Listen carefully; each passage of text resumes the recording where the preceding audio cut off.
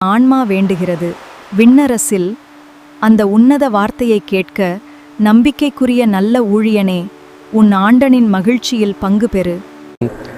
The kingdom of heaven is like a net which was thrown into the sea and gathered fish of every kind. விண்ணரசு கடலில் வீசப்பட்டு எல்லா வகையான மீன்களையும் வாரி கொண்டு வரும் வலைக்கு ஒப்பாகும்.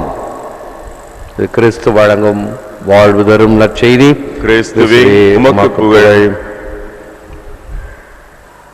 இயேசுவில் அன்பார்ந்த சகோதர சகோதரி, அன்பார்ந்த தொலைக்காட்சி நேய விசுவாசிகளே, இயேசு மாக்காவியம் திருமதி நிர்மலா சுரேஷ் அவர்களுடைய வார்த்தைகள், அவர்களே வலையானார்கள்,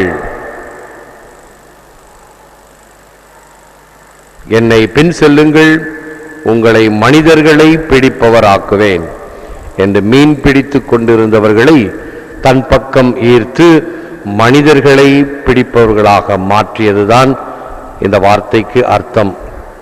அவர்களே வலைகள் ஆனார்கள். ஆண்டவர் இயேசு கிறிஸ்து அனைவருக்கும் பொதுவானவர். நாம் கத்தோலிக்க திருச்சபை என்று சொல்லுகிறோமே, அனைவரையும் அணைத்து செல்வது, அனைவரையும் ஏற்றுக்கொள்வது, எந்த பாகுபாடு இல்லாது, படித்தவர் படிக்காதவர், பாமரர், செல்வந்தர், வறியர், அல்லது இனம், குலம், நாடு, மொழி, எந்த பாகுபாடும் கிடையாது. அனைத்து மக்களும் சமம் என்பதுதான் கத்தோலிக்கம் என்ற வார்த்தைக்கு அர்த்தம். அதை கத்தோலிக்க திருச்சபை என்று சொல்லும் பொழுது அனைத்து மக்களையும் சேர்ந்தது என்ற திருச்சபை. ஆகவே அடிக்கடி பங்கு தந்தையர்களுக்கு தியான பிரசங்கம் அல்லது கூட்டங்களில் சொல்லப்படுகின்ற ஒரு ஆழ்ந்த உண்மை என்னவென்றால், நீங்கள் உங்கள் பங்கில் இருக்கக்கூடிய கிறிஸ்தவர்களுக்கு மட்டும் அல்ல, அங்கு இருக்கக்கூடிய அனைத்து மக்களுக்கும் நீங்கள் பங்கு தந்தை, ஒரு ஆயன், ஒரு மேய்ப்பன். ஆகவே என்னுடைய பணி, என் கோவில், என் மக்கள் என்ற குறுகிய வட்டம் இல்லை. அனைத்து மக்களுக்கும் புனித சின்னப்பிறை போல எல்லோருக்கும் எல்லாம் ஆனேன் என்ற ஒரு கருத்தில் செயல்பட வேண்டும். இதுதான் கிறிஸ்துவத்தினுடைய தன்மை. கிறிஸ்து இதைத்தான் வாழ்ந்து காட்டினார். இன்னும் சொல்ல போனால் ஒரு படி மேலே சென்று சமுதாயத்தில் ஒதுக்கப்பட்டவர்கள், அடித்தட்டு மட்டத்தில் இருந்தவர்கள், இவர்களிடம் சென்றார். இதைத்தான் பாருங்கள், அடுத்து வருகின்ற வரிகளிலே நாம் காணலாம். Our duty is to gather in all who will come, God in the end. அனைவரையும் இறைவனிடம் கூட்டி வர வேண்டும். God in the end will give the good and the bad the reward they deserve. God offers the treasure of his kingdom to all who believe. அனைவரையும் நாம் கூட்டிச் செல்ல வேண்டும். ஒன்று மட்டும் நிச்சயம், மோட்சத்துக்கு போனாலும் சரி, நரகத்துக்கு போனாலும் சரி, நாம் தனியாக போக மாட்டோம். நம்மோடு சேர்ந்து ஒரு சிலரை அழைத்து கொண்டுதான் செல்வோம்.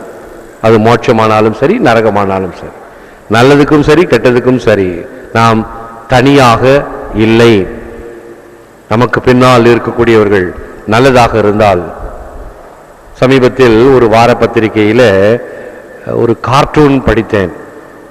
ஒரு ஜெயிலில் இருக்கக்கூடிய ஒரு கைதி ரகசியமாக ஏற்பாடு செய்து தப்பிப்பதற்கு வழிவகுத்து கொள்வான்.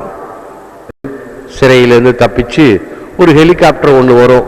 அந்த ஹெலிகாப்டர் கீழே ஏணி போல கயிறு தொங்கும். அந்த கயிறை பிடிச்சிட்டு மேலே ஏறுவான். பார்த்தா பின்னாடி, அவனுக்கு பின்னாடி ஒரு பெரிய படையே அந்த நூல் மேல, அந்த நூல் ஏணி மேல ஏறி வருவதை பார்ப்பான். அதுதான் உண்மை. ஆகவே விண்ணகத்துக்கு நீ செல்கிறாயா? உன்னோடு மக்களை அழைத்து செல். உன்னுடைய சொல், செயல், சிந்தனை இவைகளின் வழியாக. Duty is to gather in all who will come. யாரெல்லாம் விருப்பத்தோடு வர விரும்புகிறார்களோ அவர்களை எல்லாம் அழைத்து செல்ல வேண்டிய பணி, கட்டாயம், கடமை நமக்கு இருக்கிறது. அப்படி வருபவர்களுக்கு எல்லோருக்கும் இறைவன் இந்த விண்ணரசை கொடுக்கின்றார். யாரையும் அவர் உனக்கு கிடையாது என்று சொல்ல போவது கிடையாது. அதற்குரிய தகுதி இருந்தால் போதும், மனஸ்தாபம் இருந்தால் போதும். நல்ல உதாரணம், நல்ல கள்ளன் வாழ்க்கை முழுவதும் திருட்டுத்தனம் பண்ணா, கடைசியில பாருங்க இயேசுடைய இதயத்தின் திருடி விட்டான். ஆண்டவரே, உம்முடைய அரசில் வரும்போது என்னை நினைவு கூறும் என்று சொல்லும்போது இயேசு என்ன சொல்லுகின்றார்? இன்றே என்னுடன் பரகதியில் இருப்பாய். அன்றைக்கே அவளுக்கு மீட்பு கொடுக்கப்படுகிறது. ப்ராமிஸ்ட், கொடுப்பேன் என்று இயேசு சொன்னார் அல்லவா? ஆகவே ஆண்டவருடைய கருணை அனைவருக்கும் கொடுக்கக்கூடியது. எனவேதான் நாம் சற்று எச்சரிக்கையாக இருக்க வேண்டும். இந்த ஞானஸ்தானம் அருட்சாதனங்கள் எல்லாம் ஏதோ நாம் டிக்கெட் வாங்கியது போல அல்ல. ஞானஸ்தானம் வாங்கிவிட்டேன், மற்ற அருட்சாதனங்கள் வாங்கிவிட்டேன், எனக்கு இந்த டிக்கெட் கிடைத்து விட்டது, நான் விண்ணகத்துக்கு செல்வேன். நிச்சயமாக இல்லை. A sick eye sees nothing but darkness when it looks into such lightsomeness. கண்கள் நோய்வாய்ப்பட்டிருந்தால் வெளிச்சத்தை பார்க்க முடியாது. And it is no fault of the light that seems so different to the two. The fault is in the sick eye. Saint Catherine of Siena. அதனால் ஒளியில் ஏதாவது கோளாறா? இல்லை, நம் கண்களில் கோளாறு. அதைத்தான் நாம் தமிழில் சொல்லுவோம், கலர் கண்ணாடி போட்டு பார்த்தால் நாம் பார்க்கின்ற காட்சிகள் வண்ணமயமாக தெரியும், எந்த கண்ணாடியின் வழியாக பார்க்கின்றோமோ. ஆகவே இரக்கத்தோடு இறைவன் செயல்படும் பொழுது அந்த இரக்கத்தை பார்த்தோம் என்றால் நாமும் இரக்கத்தை பெற்று பிறருக்கு இரக்கத்தை கொடுக்க வேண்டும். இறைவன் நம் அனைவரையும் ஏதாவது ஒரு வகையில அந்த அப்போஸ்தலர்களை அழைத்தது போல மனிதர்களை பிடிப்பவர்களாக நம்மை அனுப்புகின்றார். இப்பொழுது நான் அதிகமாக சொல்லி பாராட்டவும் நன்றி கூறவும் கடமைப்பட்டிருக்கிறேன் மக்களுக்கு. யாரெல்லாம் இந்த தொலைக்காட்சியில இந்த நிகழ்ச்சியை பார்க்கின்றார்களோ அவர்கள் எல்லாம் இந்த நற்செய்தியை இன்னும் பலருக்கு அறிவித்த வண்ணம் இருக்கின்றார்கள். இது ஒரு நற்செய்தி அறிவிப்பு. நாம் பெற்ற பெருவாழ்வை பிறரோடு பகிர்ந்து கொள்ளுதல். ஆகவே துவக்க காலத்தில் இதை எப்படி மக்களிடம் கொண்டு போய் சேர்ப்பது என்று மிகுந்த அச்சப்பட்டு கொண்டிருந்தோம். இப்பொழுது மக்களே இந்த நற்செய்தியை அறிவிக்கக்கூடிய மக்களாக மாறியிருக்கிறார்கள். சரியாக பொருந்துகிறது பாருங்கள். மக்களே, அவர்களே வலைகளானார்கள். இதுதான் ஆண்டவர் இயேசு நம்மிடம் விரும்புவது. நாம் பெற்ற நற்செய்தியை, பெற்ற ஒளியை, பெற்ற பெருவாழ்வை, பெற்ற விசுவாசத்தை பிறருக்கு பகிர வேண்டும், பிறருக்கு சொல்ல வேண்டும், வழிநடத்த வேண்டும். யாராவது இதை சொல்லி விளக்கினால் தானே எனக்கு புரியும் என்று அந்த அன்னகன் பிலிப்பிடம் கேட்டு புரிந்து கொண்டு, இதோ தண்ணீர் இருக்கிறதே, நான் ஞானஸ்தானம் பெறுவதற்கு என்ன தடை என்று கேட்டு ஞானஸ்தானம் வாங்கினான் அல்லவா? அதே போன்று நாம் சொல்லுவதை, இந்த நற்செய்தி அறிவிப்பதை நம்முடைய கடமையாக இன்னும் ஒரு சிலரையாவது நான் ஆன்மாக்களை மீட்டு இயேசுவிடம் கொண்டு வர மாட்டேனா என்பதுதான் புனிதர்களுடைய வாழ்க்கை சித்தாந்தமாக இருந்தது. இன்று நாம் புனித அல்போன்சா, நம்முடைய தேசத்தில் ஒரு முதல் புனிதையாக, பெண்மணியாக திருச்சபையினால் அங்கீகரிக்கப்பட்டு புனிதர் பட்டம் பெற்றவர். ஆகவே இவர்கள் எல்லாம் வாழ்ந்து காட்டிய வீராங்கனைகள்.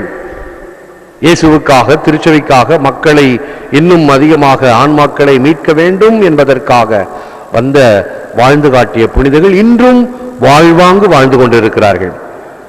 அவர் இறந்து போயிட்டார், இறப்பினும் வாழ்வர். வாழ்வை இழந்தார்கள், ஆனால் இதோ மக்களின் மனதிலே வாழ்வை பெற்றுக் கொண்டிருக்கிறார்கள் என்பது எவ்வளவு உண்மை. இன்னும் ஒரு கருத்து, sometimes we have to throw things away or give things away as the fishermen who pull in the nets and choose the good and the bad and make ourselves clutter free. பல சமயங்களில் நாம் தேர்ந்து எடுத்துக்கொள்ள வேண்டும்.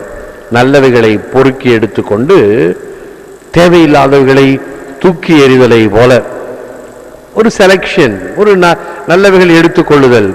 இந்த வாழ்க்கையில பல வகையான எண்ணங்களும் பிரச்சனைகளும் நம்முடைய மனத்தை அமுக்கிக் கொண்டில்லாமல் இவைகளை எல்லாம் விடுத்து வருவோம்.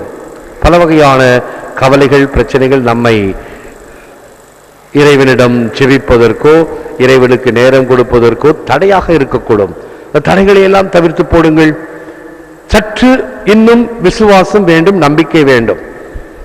ஒரு சிலருக்கு ஒரு வகையான மைண்ட் செட்டப் இருக்கும். வீட்டை பூட்டிட்டு வந்தா கூட ஒரு சந்தேகம் இருக்கும். வீட்டை ஒழுங்கா பூட்டணுமா? 3 தடவை பூட்டை இழுத்து இழுத்து பார்ப்பாங்க, ஒழுங்கா பூட்டி இருக்குதா, தள்ளி பார்ப்பாங்க, கதவு திறக்குதா, கேஸ் ஒழுங்கா மூடணும், கதவு ஒழுங்கா சாத்தணும், ஃப்ரிட்ஜ் ஒழுங்கா சாத்தணும். எங்க கோயில்ல இருக்கும்போது ஐயோ கேஸ் திறந்து விட்டுட்டே வந்துட்டேனா இருக்காது. ஆனால் இப்படியே தங்களை வளர்த்து கொண்டதினால் மறுபடியும் மறுபடியும் அத்தகைய ஒரு எண்ண சூழலுக்கு செல்வது. இல்லை, செய்திருப்பேன் என்று ஒரு முடிவு எடுக்க வேண்டும். இதைத்தான் கிளட்டர் ஃப்ரீ என்று சொல்லுகின்றோம். கிளட்டர் ஃப்ரீ என்றால் வழக்கமாக பாதையிலே அடைத்து கொண்டிருக்கக்கூடிய பொருட்கள் பாதைக்கு எப்படி இடையூறாக இருக்கிறதோ அதே போன்று சிந்திப்பதற்கு இடையூறாக இருக்கக்கூடிய எண்ணங்களும் இவைகளை அகற்ற வேண்டும். இத்தகைய கருத்துக்களுடன் ஆண்டவர் இயேசுவிடம் நம்முடைய ஆராதனையை சமர்ப்பிப்போம், முழந்தாள் இருப்போம். Lord Jesus, increase my hunger for your kingdom and fill my heart with eager longing for you, that I may one day gaze upon your face in everlasting bliss. ஆண்டவராகிய இயேசுவே, உமது அரசின் மீதான என் தாகத்தை அதிகமாக்கும், உம்மையே எதிர்நோக்கும் வாஞ்சையால் எம் இதயத்தை நிரப்பும். அதனால் ஒரு நாள் உம் திருமுகத்தை உற்று நோக்கும் நித்திய பேரின்பத்தை அடைவேனாக. பெரிதாமே வாழ்வும் வழியும் உண்மையும் உயிருமாக இருக்கக்கூடியவர் என்பதை உணரச் செய்திருளும். ஏற்று வரமருளும் இறைவா, காக்கும் கரங்களினால். ஆமென். அன்பர்களே, ஒவ்வொரு வீடியோவின் கீழும் மறையுரை விளக்கங்கள் உள்ளன. படித்து பயன்பெறுங்கள். நன்றி, வணக்கம்.